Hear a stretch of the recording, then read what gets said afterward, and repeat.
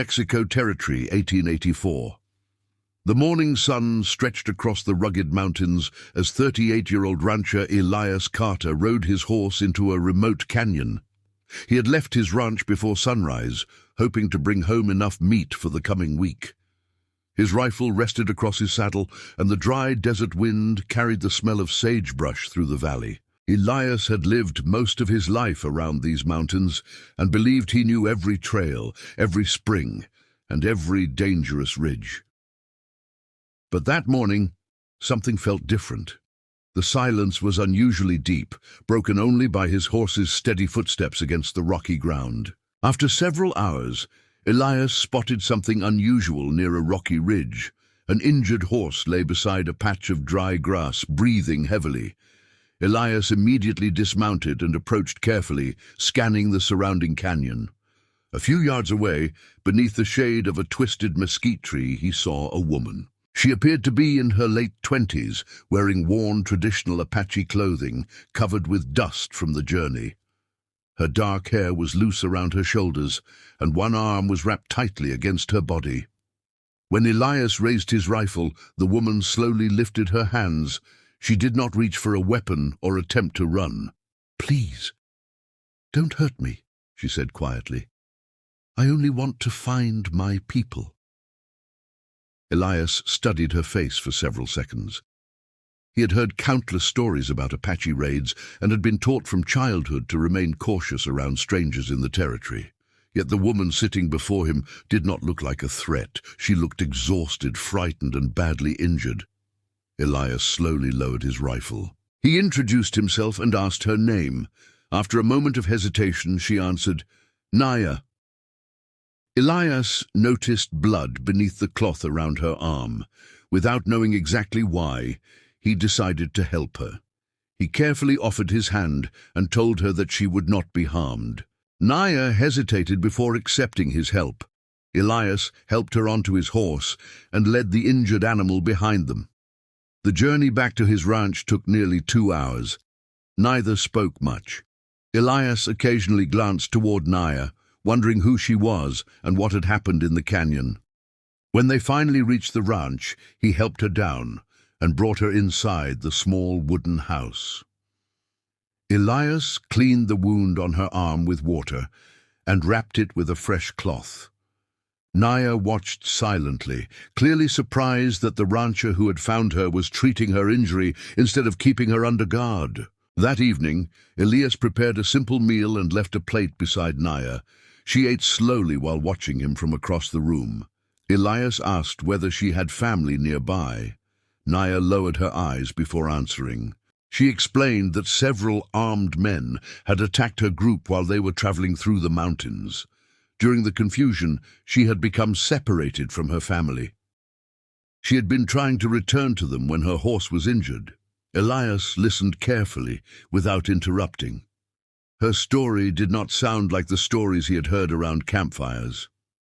There was fear in her voice, but there was no hatred. The following morning, Naya was strong enough to stand. She walked outside and looked across the ranch. Elias's property consisted of a modest wooden house, a stable, several fenced acres, and a small herd of cattle. He had built everything himself after losing his parents years earlier. Naya noticed the isolation immediately. There were no nearby houses and no neighbors close enough to help quickly. She asked Elias whether anyone else lived there. He told her that he usually worked alone, occasionally receiving supplies from a small settlement several miles away. Naya became unusually serious. She asked him when he had last seen strangers near his property. Elias thought about it. 2 days earlier, he had discovered fresh tracks near the northern fence, but he had assumed they belonged to travelers. Naya immediately asked him to describe the tracks. Elias explained that there had been several horses, possibly 4 or 5, moving toward the mountains. Naya's expression changed. She stepped closer and quietly told him that the men who had attacked her group might have followed her trail. Elias felt a sudden chill despite the warm morning air. He reached for his rifle and walked toward the fence. From the porch, Naya watched him carefully, knowing something dangerous might already be approaching. Elias returned a few minutes later with a worried expression. Near the edge of his property, he had found fresh hoofprints pressed deeply into the soft earth. They were heading directly toward his ranch. Naya stood beside him and looked toward the distant mountains. "They are not only looking for me," she said quietly. "They are coming for your ranch." Elias stared at the empty horizon. Until that moment, he had believed helping Naya was simply an act of kindness. Now he understood that bringing her home might have placed a target on his own property. Somewhere beyond the mountains, someone was already coming. The next morning, Elias woke before sunrise and stepped outside with his rifle in hand. The ranch was strangely quiet. As he walked toward the northern fence, he noticed fresh horse tracks pressed deeply into the damp soil. There were several of them, and they were heading directly toward his property. Elias crouched beside the tracks, studying them carefully. Naya had been telling the truth. Someone had followed her, and those men were getting closer. When Elias returned to the house, Naya was already awake. One look at his face told her that he had discovered something. She quietly asked what he had found, and Elias explained that several riders were approaching. Naya lowered her eyes, knowing exactly what it meant. "You should let me go," she said. "If they find me here, they will believe you are helping me." Elias looked toward the mountains and then back at the injured woman. For years he had lived by one simple rule: protect his land, protect his cattle, and never trust anyone who could bring danger to his door. But that morning he realized another rule mattered more. A frightened person standing in front of him deserved a chance to survive. Elias packed food, water, ammunition, and a small medical bag. He saddled 2 horses and told Naya that he would take her to the mountains. She protested, warning him that the trail was dangerous and that the men might be watching the ranch. Elias simply replied that staying would be even more dangerous. Before leaving, he secured the stable and released several horses into a distant pasture to make the ranch appear occupied. Then he and Naya disappeared into a narrow trail behind the property. The path led toward an old mining route that Elias had not used in years. Rocks covered much of the trail, making it difficult for horses to move quickly. Naya knew the wilderness better than he expected. She pointed out hidden water sources, warned him about loose rocks, and recognized tracks that Elias would have missed. As they traveled deeper into the mountains, their conversations became longer. Elias learned that Naya had spent much of her life moving between seasonal camps with her family. She told him about her father, who had taught her to read the land by observing animal tracks, wind patterns, and changes in the sky. Elias, in return, told her about his parents and how they had built their ranch with almost nothing.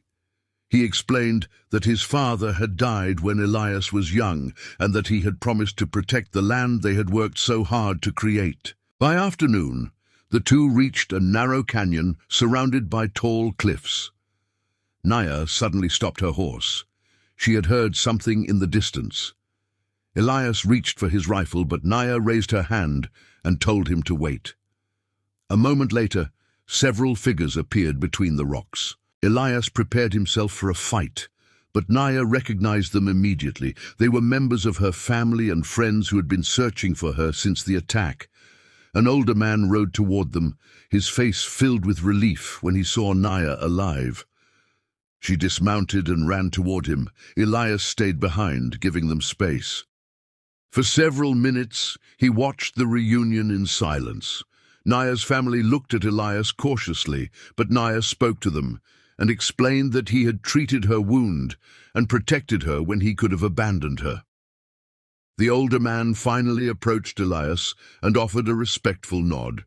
No long speech was necessary. The gesture was enough. Before Elias left, Naya walked toward him.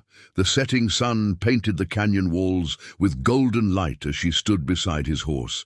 She looked at him and quietly said, "You captured me because you feared me. But you saved Finally me because understood you... me. Elias lowered his eyes for a moment. He knew she was right. When he had first found her, he had seen only an Apache woman in a dangerous territory. Now he saw a daughter, a sister, and a person who had simply been trying to survive. Naya thanked him for everything he had done. Elias told her that she owed him nothing. Then he turned his horse toward the ranch. Weeks passed. Elias returned to his ordinary life, but something inside him had changed. He no longer listened to every rumor about native people or believed every frightening story told by travelers. He judged people by what they did, not by what others claimed about them. One clear morning, while Elias was repairing a fence, he noticed several riders approaching from the distance. He reached for his rifle out of habit, then stopped when he recognized Naya. She had returned with members of her family. They carried food, handmade goods, and supplies as a gesture of gratitude. Naya smiled when she saw him. Elias opened the ranch gate and welcomed them without fear. From that day forward, the ranch became a place where two worlds could meet without hatred. Elias had gone into the wilderness that morning looking for game, believing he would return with a deer.